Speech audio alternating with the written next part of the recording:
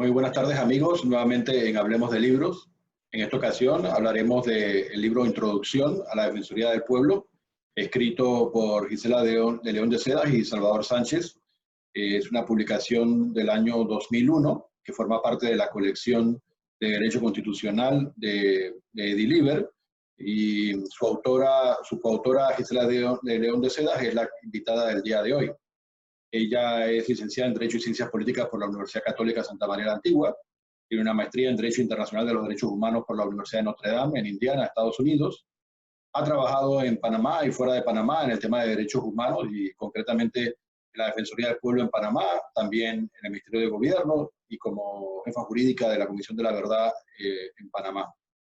Igualmente ha trabajado durante muchos años, y ahí se encuentra hoy casualmente, en el organismo internacional CEGIL, que se ocupa de litigar en el escenario del Sistema Regional de Protección de los Derechos Humanos, el Sistema Interamericano, por los derechos de los habitantes del continente. En ese punto, la licenciada Gisela de León de Cedas es una exponente principalísima del grupo de abogados que impulsan el derecho internacional de los derechos humanos en el escenario internacional. Sin otro prolegómeno, le damos paso entonces a nuestra invitada de hoy, Gisela de León de Cedas.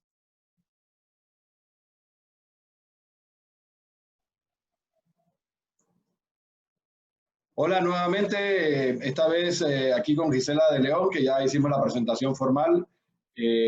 Aprovecho para darte la bienvenida a este programa de actualidad en materia de literatura y de publicaciones, aunque realmente en esta ocasión estamos recuperando un texto que se publicó en el año 2001, pero que todavía resuena como un referente muy especial en materia de la institución de la Defensoría del Pueblo, que no ha tenido justamente toda la atención que la academia debería brindarle, ¿no? A jugar por la actualidad que siempre tiene en los periódicos la institución. Veíamos el texto que hicimos a dos manos y resulta muy interesante que uno de los textos que tú escribes, Gisela, se refiere al mismo concepto del defensor del pueblo, ¿no? La idea misma de una defensoría del pueblo. Creo que cuando la defensoría se creó había mucho debate sobre qué era y para qué servía. No sé si hoy esa pregunta todavía está presente entre los panameños y en la comunidad internacional, porque efectivamente la defensoría existe en muchos otros lugares en América Latina. ¿Qué nos puedes decir eso sobre el concepto de defensoría en aquel 2001 y ahora, pues, si ha evolucionado, se ha mantenido, si sigue teniendo actualidad? Yo creo que el concepto en sí mismo se mantiene. Básicamente el hecho de que es un representante del Parlamento, una autoridad elegida por el Parlamento que debe tener independencia y autonomía para el ejercicio de funciones y que tiene como fin la protección de los derechos humanos a través de la supervisión de lo que hacen los funcionarios públicos. Creo que el tema no tiene tanto que ver con la definición, pero si uno piensa no solamente en Panamá, sino en la región, la forma en la que funcionan las defensorías del pueblo, las procuradurías de derechos humanos o las comisiones nacionales de derechos humanos son muy distintas, ¿no? Muchas veces quien es el defensor o el ombudsman es el que le imprime como los énfasis al trabajo de la defensoría. Hay muchas experiencias muy interesantes, por ejemplo, de defensorías que han hecho uso del Sistema Interamericano de Derechos Humanos. Hay defensorías o procuradurías que se dedican más al tema de capacitación y promoción de derechos humanos y otras que se dedican más al tema de supervisar lo que hacen los funcionarios. Y hay otra cosa que las diferencia mucho, que son las facultades que tienen, ¿no? En el caso de Panamá está muy acotado porque a través de la sentencia de la Corte Suprema de Justicia, que se emitió poco después que la ley se aprobó, se promulgó, se le quitan una serie de facultades que tienen muchas otras defensorías de la región, ¿no? Ahora, ese argumento de la Corte tempranamente pretendía estar apoyado en el texto de la Constitución panameña, digamos, que ¿tú crees que tenía fundamento o crees que fue un poco restrictivo y necesariamente el fallo de la Corte? Yo creo que fue un poco restrictivo, porque si uno revisa el texto, lo que dice es que la facultad de sancionar disciplinariamente a los funcionarios por faltas administrativas es del órgano judicial. Y digo, sucede lo mismo en el Ejecutivo. No creo que ese haya sido el fundamento. Igual creo que eso es algo que se pudo haber superado con la reforma constitucional, ¿no? Y en realidad no se aprovechó la reforma constitucional para eso. Quizá porque había una especie de convicción sobre que no era conveniente darle tantos poderes a la Defensoría.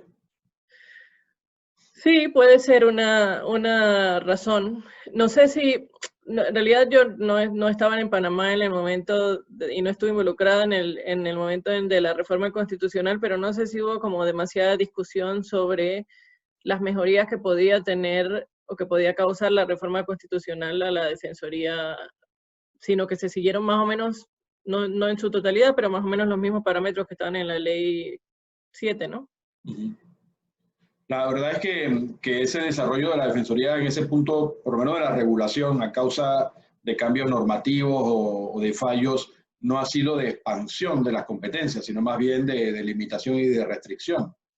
Tú decías antes que en otros países de la región había diversos énfasis, como que las competencias que tenía la Defensoría en algunos lugares eran más de promoción de los derechos humanos, en otros más de investigación.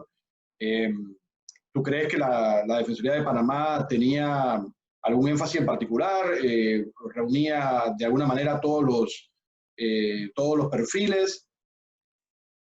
Yo creo que ha cambiado a través de los años. Igual creo que inicialmente había mucho énfasis en el tema del trámite de quejas y tramitación. Sí, y el trámite específico de quejas, mediación con los funcionarios públicos para tratar de buscar soluciones. En esa época la Defensoría además incursionó en el sistema interamericano. Creo que fue una de las primeras que presentó, por ejemplo, un amicus a la Corte Interamericana en el caso Baena. Pero con los años eso ha ido cambiando, por lo menos de lo que uno ve desde afuera, ¿no?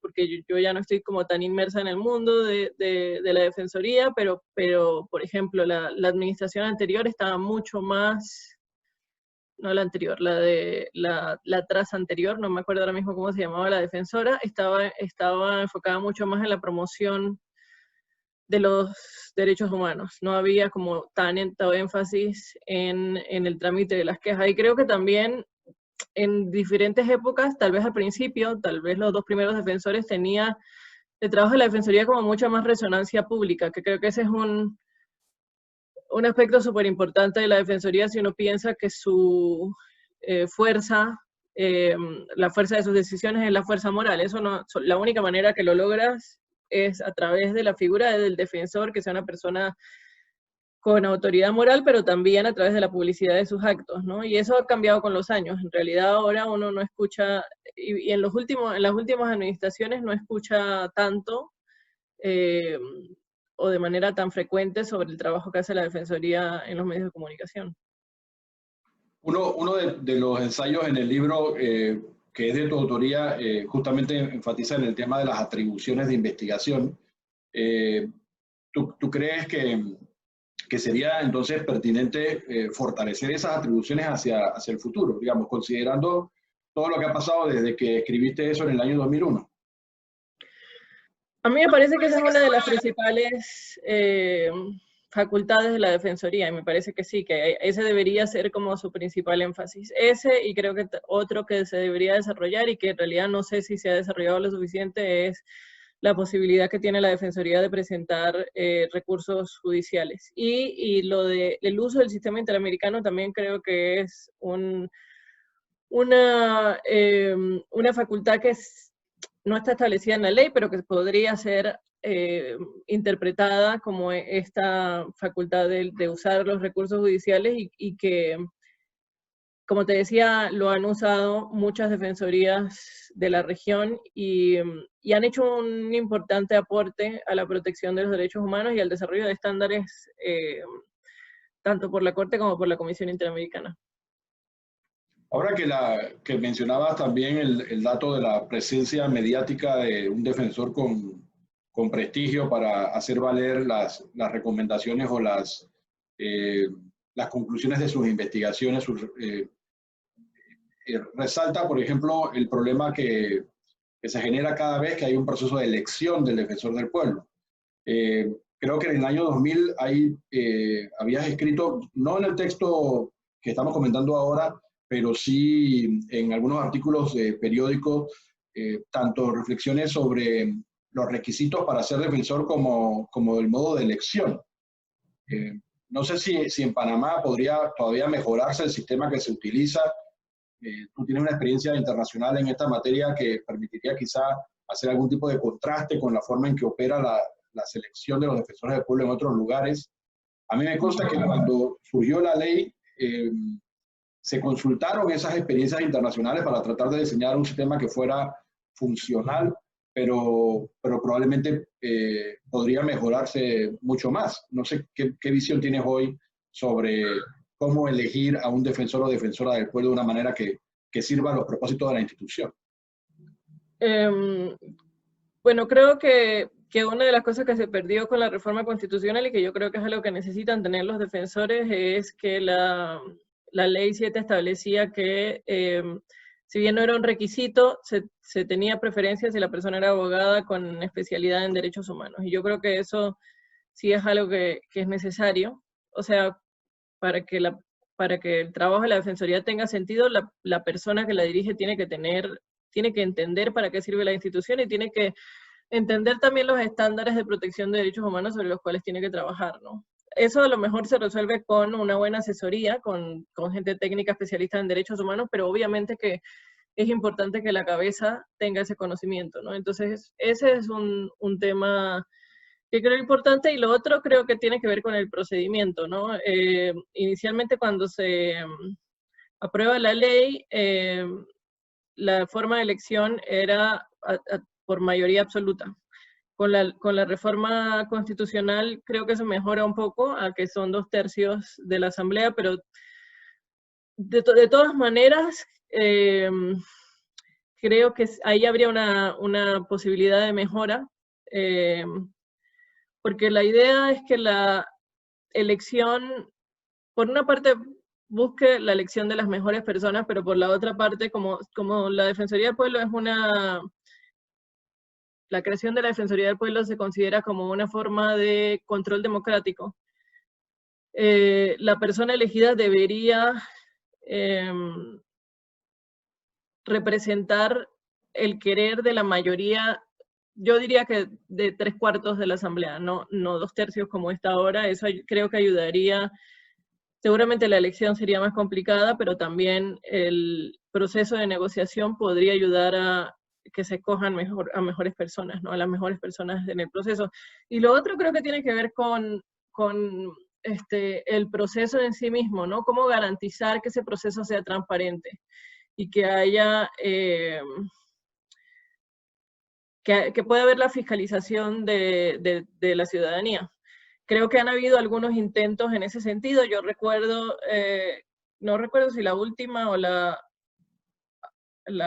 penúltima elección hubo un proceso de entrevistas públicas, pero eran entrevistas muy cortas, que en realidad no había la posibilidad real de saber cuáles eran los conocimientos de los candidatos en materia de derechos humanos o cuáles eran sus posiciones sobre determinados temas.